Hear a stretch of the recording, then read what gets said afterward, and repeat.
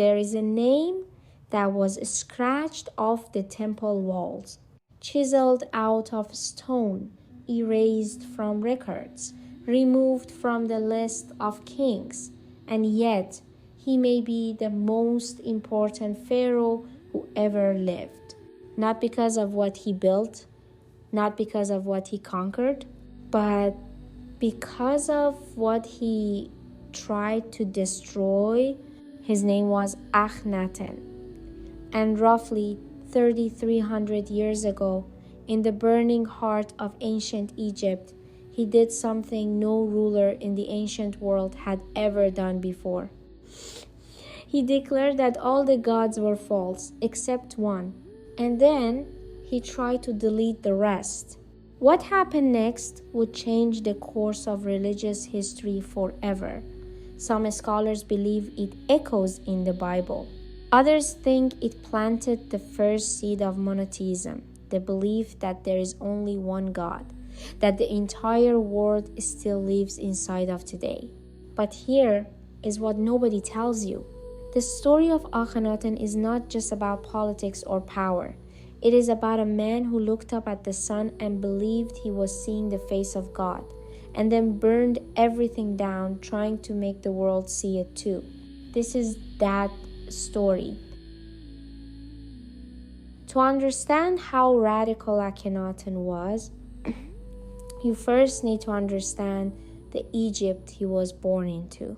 For thousands of years, we are talking more than 1,000 years before Akhenaten, Egypt had been one of the most religiously rich civilizations on earth.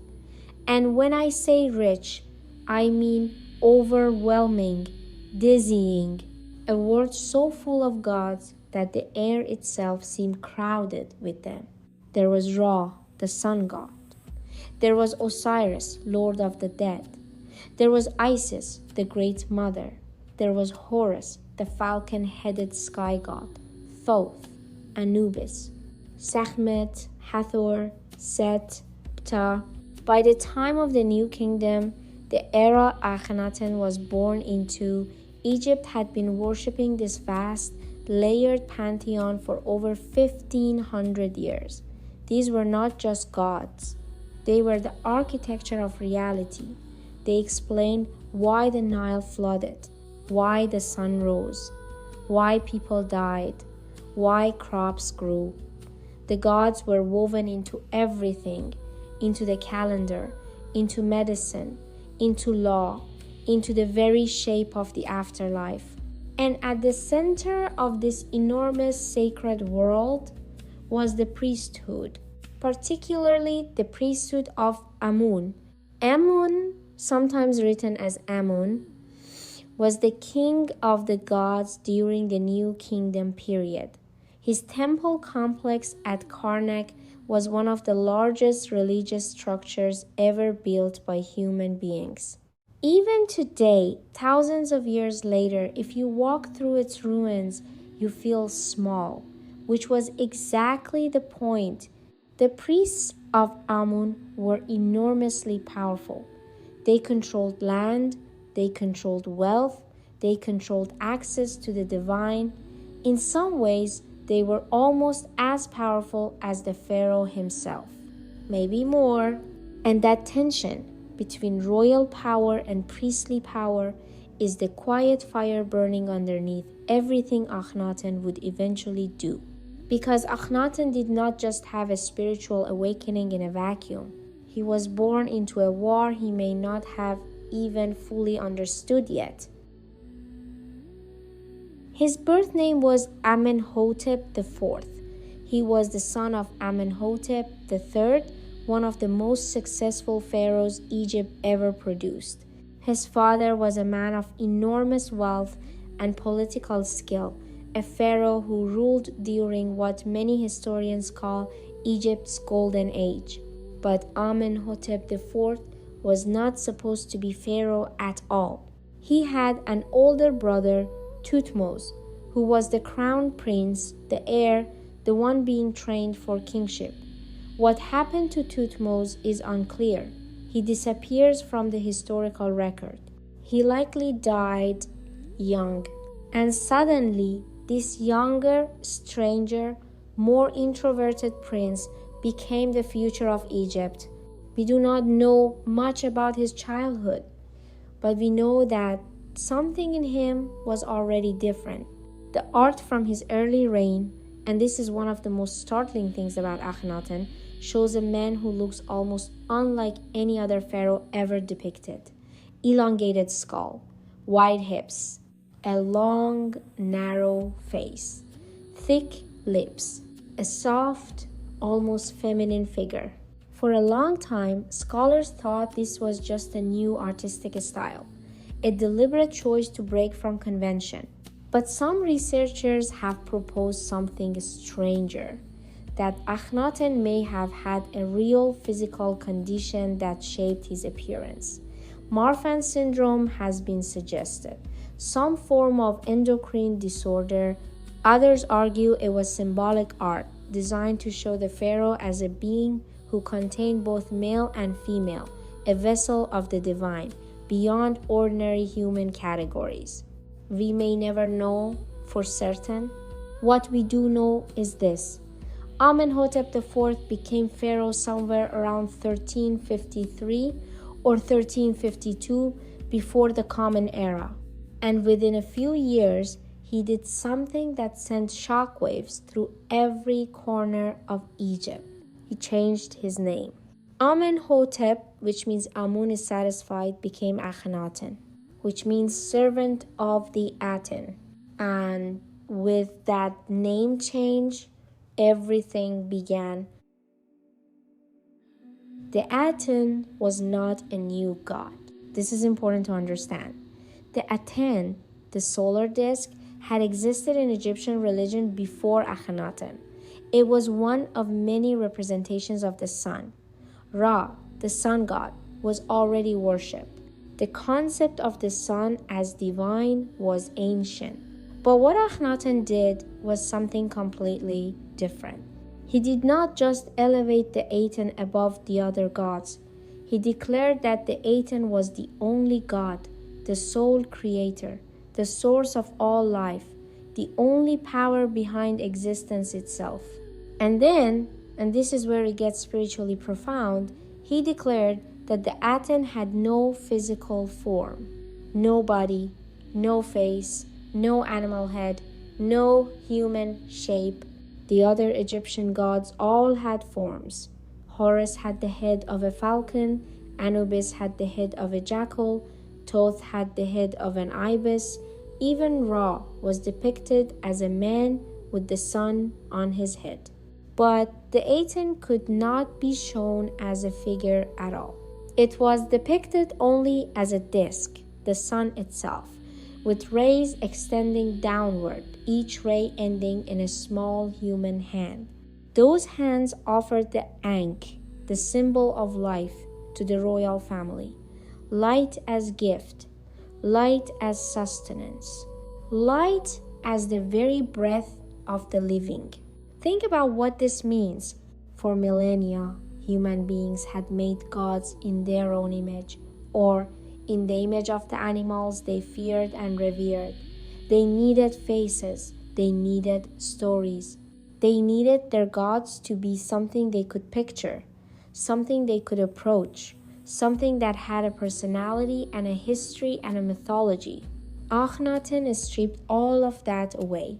He said, the divine is light, not a face you can paint, not a form you can carve, just light, pure energy, the source without a source, the creator that cannot be created. Does that sound familiar?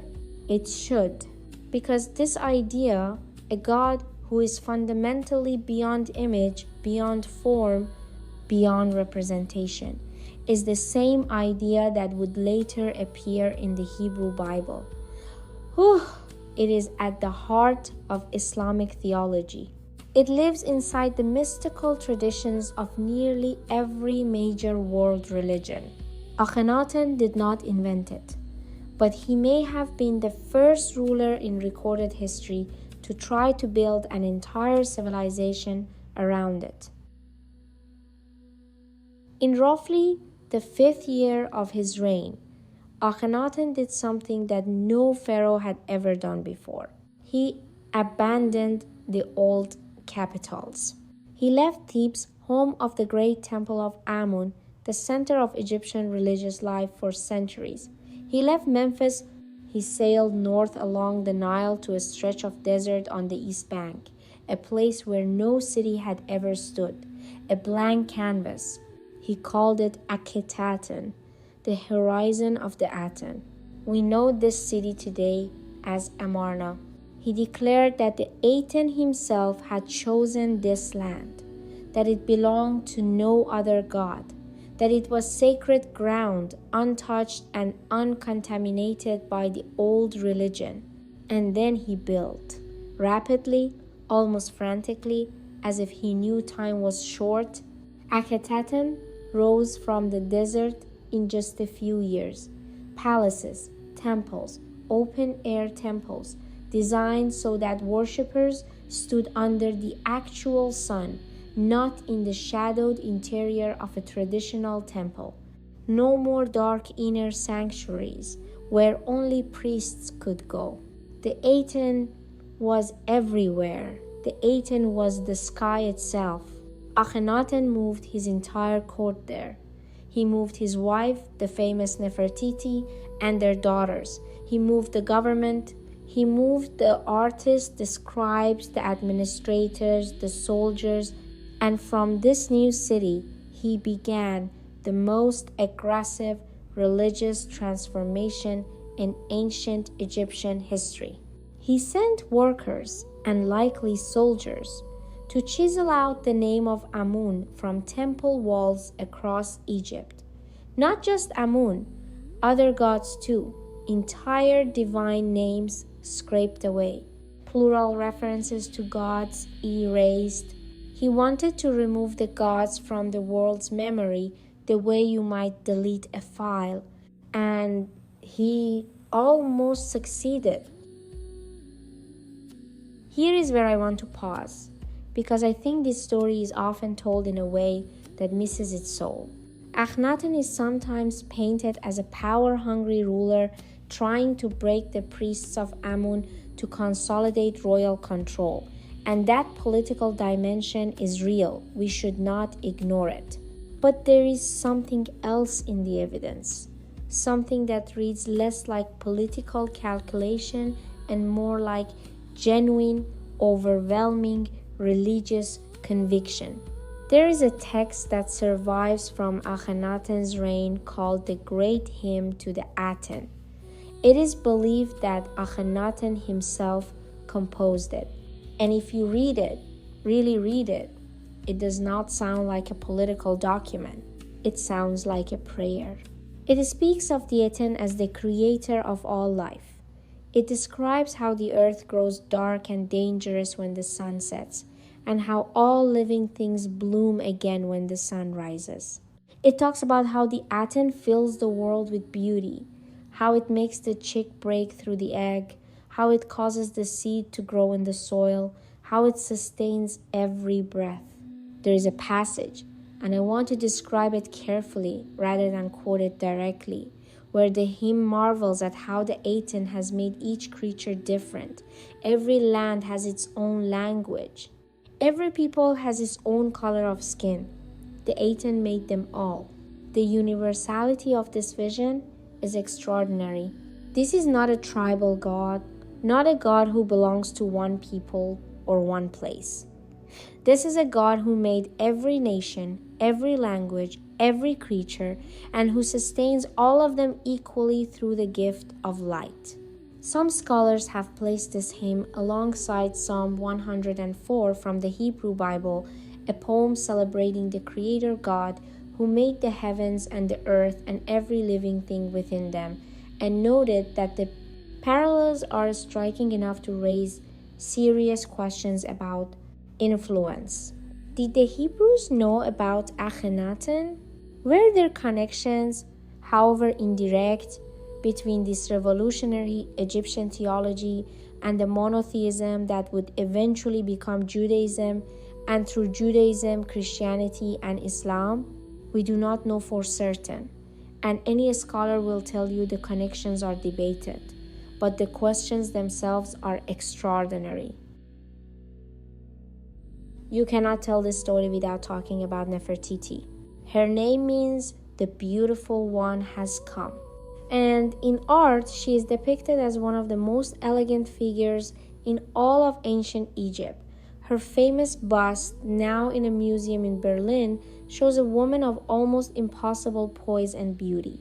But Nefertiti was far more than an ornament. Evidence suggests she was an active co-ruler. She appears in religious imagery performing rituals that were normally reserved for pharaohs. She is shown smiting enemies, a royal posture. Some historians believe that toward the end of Akhenaten's reign, she may have effectively ruled alongside him as an equal, or even above him. And then she disappears from the record. Around the 12th year of Akhenaten's reign, Nefertiti's name stops appearing. What happened to her is one of the great unsolved mysteries of Egyptology. Did she die? Did she fall from favor? Did she change her name and continue ruling under a different identity? One compelling theory, still debated, is that Nefertiti became the pharaoh known as Neferuaten, who ruled briefly after Akhenaten. Another theory connects her to the mysterious figure of Smenkhkare. What we know is this: Akhenaten's revolution did not outlast him. After approximately 17 years of reign, Akhenaten died. The exact cause is unknown. And almost immediately, everything he built began to fall apart. The story of what happened after Akhenaten's death is one of history's great ironies. He had spent his reign erasing the names of the gods from temple walls across Egypt. His successors spent the next generation erasing him. The city of Akhenaten, that gleaming new capital in the desert, was abandoned. The temples were torn down. The blocks were repurposed for other buildings. The art, so distinctive, so unlike anything that had come before, was smashed or buried. His name was removed from the king list, the official record of Egypt's rulers. The list that told the story of who had reigned simply skipped him. It went from Amenhotep III to Horemheb, erasing Akhenaten entirely, along with the child pharaoh Tutankhamun and the brief reigns that followed. The priests of Amun returned. The old gods came back. The temples were restored. It was as if the whole strange interlude had never happened. And for over 3,000 years it worked. Akhenaten was forgotten. The ancient Egyptians did not know his story. The Greeks did not know it. The Romans did not know it. Medieval scholars did not know it. It was only in the 1800s when archaeologists began excavating the ruins of Amarna that the world began to realize what had been buried there. And when they pieced it together, when they realized that a pharaoh had attempted the world's first monotheistic revolution, had built an entire city for one god, had composed hymns of staggering beauty, had nearly succeeded in rewriting the spiritual foundation of the world's greatest civilization, the implications were staggering. Because here is the question that nobody can stop asking. What if he had succeeded? I am Persian. And when I look at this story, when I sit with it, I feel something I always feel when I go deep into sacred history. The sense that the river is longer than we know. My own tradition carries Zoroaster, Zarathustra, who taught of one supreme God, Ahura Mazda, the wise Lord, the Lord of light, who taught that the world is a battle between truth and lie, light and darkness, who gave us perhaps the first truly ethical monotheism, not just the idea that there is one God, but that this God cares about righteousness, about how you live, about the choices you make. There are scholars who believe Zoroastrianism influenced Judaism during the Babylonian exile, that the Jewish ideas of the afterlife, of angels and demons, of cosmic good and evil were deepened and sharpened by contact with Persian Zoroastrian thought. And there are other scholars who trace threads, however thin, from Akhenaten to the early Hebrews. We are talking about rivers that fed into rivers. Because the monotheistic world, the world of Judaism, Christianity, and Islam, the world of over 4 billion people living today, did not arrive fully formed from nowhere. It came from somewhere. It was built by human beings who struggled, who reached, who tried to see something true through the fog of their own time and place. Akhenaten was one of those human beings. He was wrong about many things. His revolution was imposed by force. It erased beauty. It broke sacred traditions that sustained real people. He was not a saint. He may not even have been, in any ordinary sense, a good man. But he was reaching for something. He looked at the sun. He felt its warmth. He thought, this is what God is. Not a face, not a name, not a story, but a presence that sustains all life equally, a light that reaches everyone. And he tried with the full and violent power of a pharaoh to make the world see it. The world refused, but the idea survived. Maybe because true ideas have a way of surviving the people who first hold them. They go underground, they find new vessels, they travel through centuries in ways we cannot trace. And sometimes, thousands of years later, someone is sitting by a window or standing in a temple or walking through ruins, and they feel something rise in them that they cannot quite name. And maybe, just maybe, they are feeling an echo of a man who stood in the desert 4,000 years ago, face lifted toward the disk of the sun, absolutely certain that he was looking at God. If this story moved something in you, if you found yourself asking questions you did not expect to be asking, then you are exactly who this channel was made for. First Beliefs is a place for people who are curious about where our deepest convictions come from, who built them, who lived inside them, who died for them, and what they might still have to say to us now. If that is you, please subscribe right now before you click away. It takes 2 seconds and it means everything for a channel like this. Leave me a comment below. Tell me, what surprised you most about Akhenaten's story? Did you already know about him, or was this entirely new? And if you have a question, ask it. I read every comment. If this video reached you, share it with one person who you think might be ready for it. Not everyone is, but you probably know someone who is. There is so much more to explore. The connection between Akhenaten and Moses, a theory with a long and fascinating history, the religion of Zoroaster and its revolutionary ethics, the gods that survived the ancient world and the ones that did not, and why. Every sacred tradition has a story underneath the story. This channel is here to find it. I will see you in the next one.